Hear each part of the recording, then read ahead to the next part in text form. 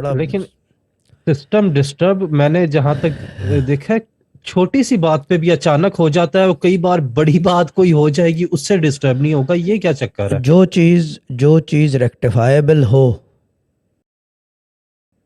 जो हम्म। चीज़ आप रेक्टिफाई कर सको या मैं रेक्टिफाई कर सकूं, उसके ऊपर जो है क्या कहते हैं हम पहाड़ के नीचे से गुजरने को तैयार हैं। जो चीज़ रेक्टिफाई ना कर सकें वो हम्म। आपकी गलती में चला गया है,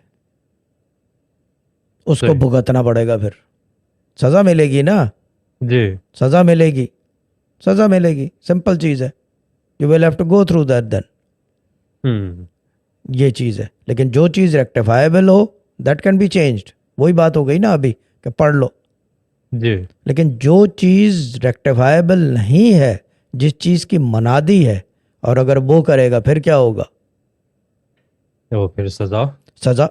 और इंस्टेंट है हम्म। ये इल्म ही इंस्टेंट है, स्पॉन्टेनियस है, देर एंड देन वाला इल्म है ये। इसका अजाब भी वहीं के वहीं आता है।